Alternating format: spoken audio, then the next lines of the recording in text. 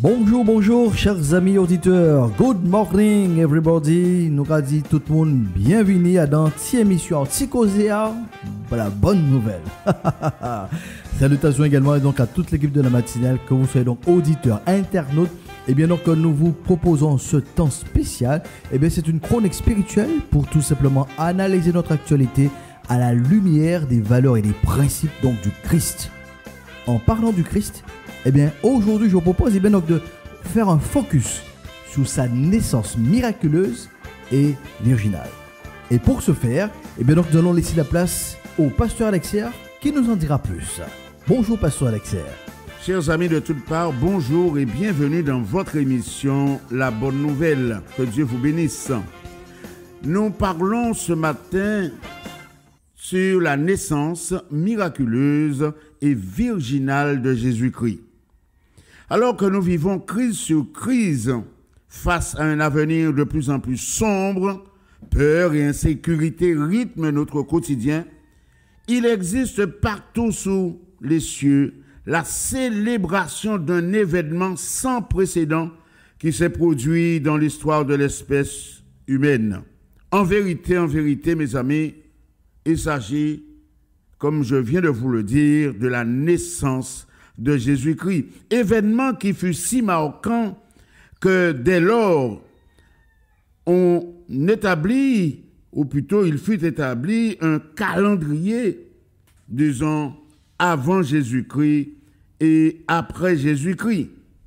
Dieu, le Dieu souverain, dans son choix, suscita un homme en la personne du prophète Ésaïe qui vécut sous deux règnes, le règne du roi Akaz ainsi que le règne du roi Ézéchias. Sa prophétie datant pas moins de 700 à 800 ans avant la venue du Messie. Que nous dit-il? Écoutez cela, mes amis. Ésaïe chapitre 7, verset 14. Je répète, Ésaïe chapitre 7, verset 14. C'est pourquoi le Seigneur lui-même vous donnera un signe. Voici la vierge ou la jeune fille deviendra enceinte. Elle enfantera un fils. Et vous noterez, mes amis, pas une fille, mais un fils. Et elle lui donnera le nom d'Emmanuel. Emmanuel qui signifie Dieu avec nous. Où a-t-il pris cela, mes amis? Est-ce de son chapeau qu'il a sorti cette déclaration issue d'un rêve, d'une hallucination énormissime, massif, comme disent les jeunes? Elle lui donnera le nom d'Emmanuel. Mes amis, Ésaïe a été le porteur d'un message sans égal avant lui dans l'histoire prophétique. Comme Moïse ait été l'instrument de Dieu pour libérer son peuple d'Égypte, est un fait attesté par l'histoire de l'Ancien Testament en particulier. Ceci est clair, net et précis. Avec Moïse, il y a des types, des symboles, des images, des préfigurations faisant allusion au Rédempteur à venir. C'est clair là aussi, c'est net et c'est précis. Tandis que du côté d'Ésaïe, sans les opposer entre eux, loin de là, le voile se lève, les choses se précisent, on avance. Quand nous connaissons la signification d'Emmanuel, je le répète pour celles et ceux qui n'auraient peut-être pas bien enregistré, Dieu avec nous, nous comprenons de mieux en mieux que le Dieu trinitaire, selon son dessein éternel, sa volonté souveraine, sa bienveillance, a actionné son plan de salut pour l'humanité. Mes amis, on peut dire Alléluia. Écoutons encore Ésaïe au chapitre 9, verset 5 de son livre. Je répète, Ésaïe chapitre 9, verset 5. « Car un enfant nous est né, un fils nous est donné, et la domination reposera sur son épaule. On l'appellera admirable. Tenez-vous bien, mes amis, extraordinaire. Mais c'est fort, c'est profond. On l'appellera admirable, conseiller, Dieu puissant, Père éternel, Prince de la paix. Et c'est pas fini, mes amis. Nous allons de révélation en révélation. Gardez vos ceintures attachées. Un autre prophète, en la personne de Michée, ne sera pas en reste. Voici sa déclaration, pas moins de 500 ans avant la manifestation du Verbe.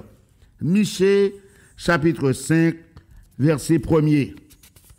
Et toi, Bethléem, Ephrata, petite entre les milliers de Juda, de toi sortira pour moi celui qui dominera sur Israël et dont les activités remontent aux temps anciens, au jour de l'éternité.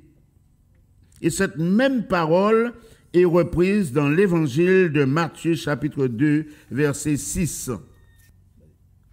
En établissant un parallèle entre au moins ces deux prophètes et leurs prophéties, on peut constater qu'il existe une unité de vision, une convergence de la vision, une cohérence dans la vision. Waouh, waouh, waouh, waouh. Époustouflant, mes amis.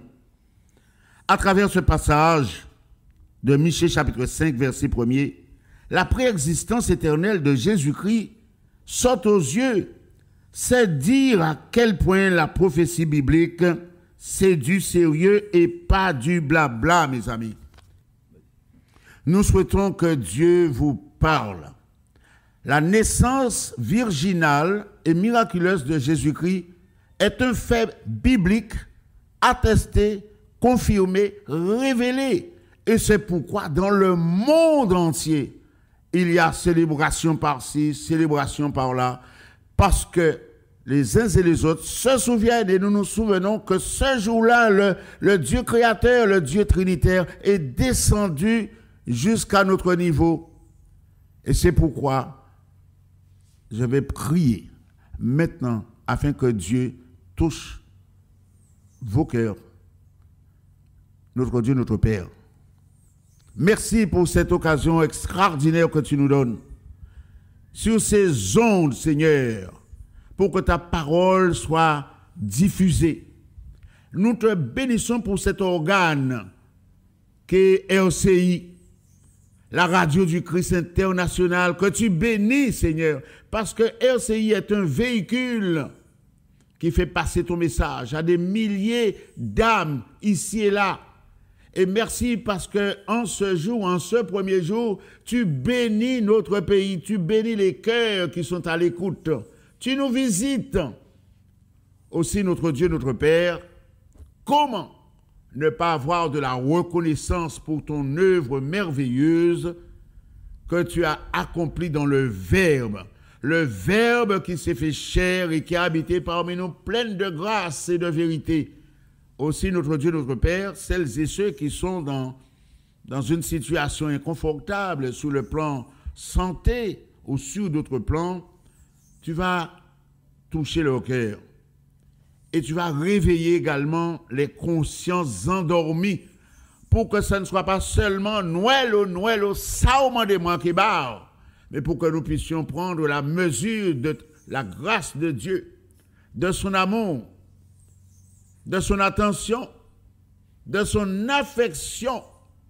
Merci de nous assister dans notre quotidien et que ton nom seul soit glorifié. Nous avons prié dans le nom de Jésus. Dans le nom de Jésus. Amen. Mes amis, que Dieu vous bénisse. La suite, ce sera pour dimanche prochain, à la seule condition que nous soyons toujours sur la terre.